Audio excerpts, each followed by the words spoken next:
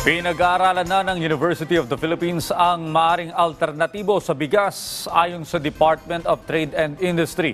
Bukod sa mura, mataas pa ang nutritional value ng mga ito. Si Joshua Garcia sa report. Humigit kumulang 10 piso na ang itinaas sa presyo ng per kilo sa bigas. Kaya ang mga mamimili, todo tipid muna sa konsumo sa kanin. Gaya ni Jeffrey na kung dati nakabibili sila ng kanyang mga kasama sa bahay ng kalahating kabang bigas, ngayon 3 kilo na lang. Mahal nga po eh. Patak-patak na lang.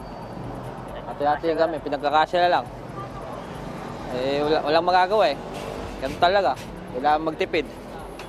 Ayon naman kay DTI Secretary Alfredo Pascual, may mga isinagawang pag-aaral sa University of the Philippines noong siya pa ang namumuno rito at lumalabas na maaari nga magamit ang kamote o rice corn mix bilang alternatibo sa bigas.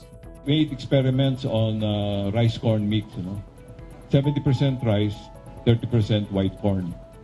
We tested the nutritional value, the taste, the acceptability, and it was a pass.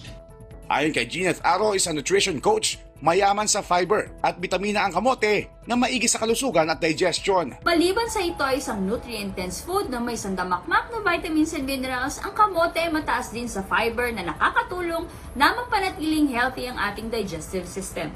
Nakakatulong din ito sa pag-manage ng ating timbang. Para sa inyong kaalaman, ang 1 cup of rice ay katumbas ng 160 grams of cooked kamote. Para naman kay Jackie at Polio, okay lang naman daw na kamote o mais ang gawing substitute sa kanin dahil bukod sa masustansya, makakamenos pa sa gastusin. Pwede rin siguro kung walang-wala na. Makakatipid ng konti yung kamote. Kasi ang kamote parang bigas na rin yan eh. Actually, ginagawa na po ng biyanan ko. Nag-start na po kami sa mais na bigas. Kinakain naman na natin dati yun eh, na alternative sa rice. Carbs din naman siya, so technically parehas lang ng magiging epekto sa katawan. Matatandaan tiniyak ng Pangulong Ferdinand R. Marcos Jr.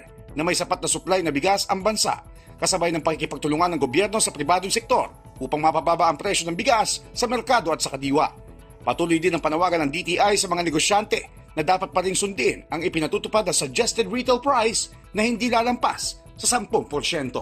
Joshua Garcia para sa Morning Show ng Bayan, Rise and Shine, Pilipinas.